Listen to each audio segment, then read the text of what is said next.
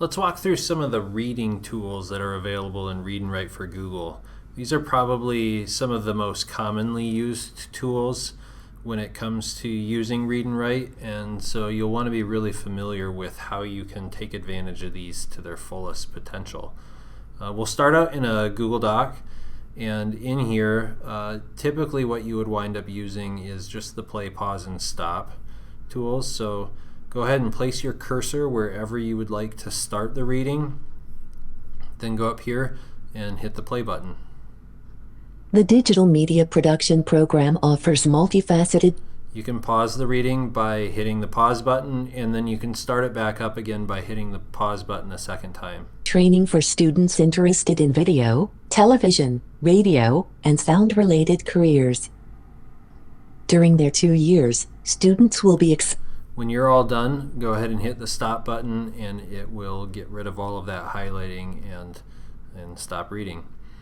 If we jump over to a web page where I've got, in this case, the chapter of a novel pulled up, you can't place the cursor on the page. So to start the reading, probably the easiest way to do it would be to highlight the paragraph or at least the sentence that you want to start reading at, and then go up. You can hit that play button again. No one would have believed in the last years of the 19th century that this world was being watched. The other thing that you would get in a web page like this is access to the hover speech tool. When you click on this, you can just hover the cursor over a sentence or any bit of text in the document, and it'll start reading from where the cursor is located on the screen. The eve of the war.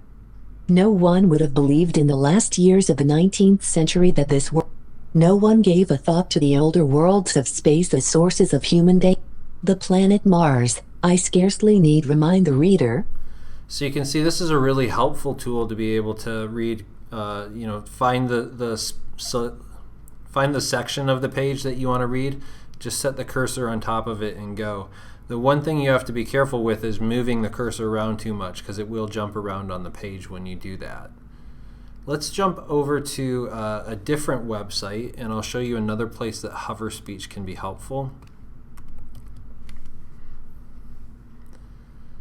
On a website like this, you can't actually highlight the words in any of these buttons or any of these links, and so pulling up Read and Write and selecting hover speech is a really nice way of being able to read some of the menu items and some of the link items that are on a web page.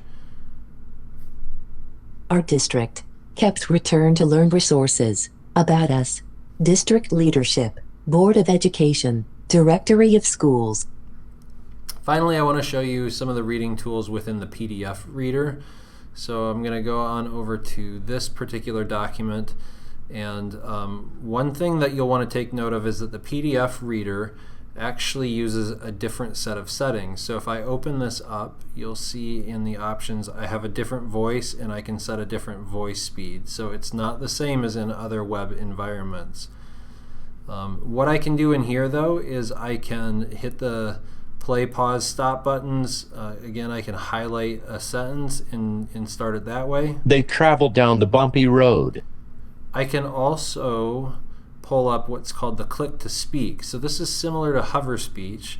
If I highlight that, then all I have to do is click somewhere on the screen. A winter storm wreaked havoc on the city. 4.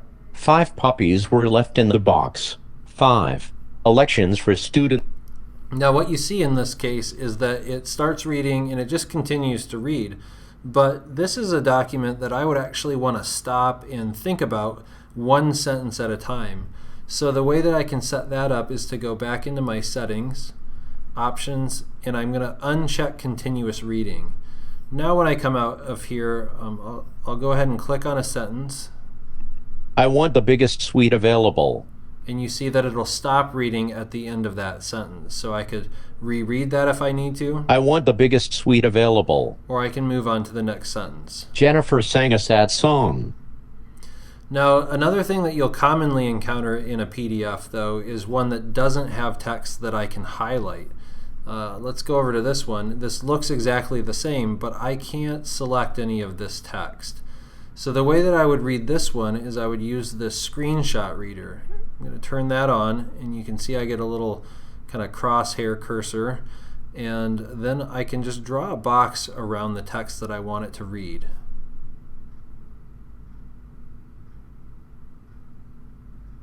They traveled down the bumpy road. So it'll take a little bit of time because it has to process that, but it's actually converting that image into text that the computer can read. I can then hit that play button, it'll read it back to me again. They traveled down the bumpy road. Or I can close that box and I can highlight another sentence when I'm ready to move on to the next one. So screenshot reader, click to speak, hover speech, and then just our general reading buttons are all tools that, if we know when and where to use each of those, can really help us with anything that we need to read online.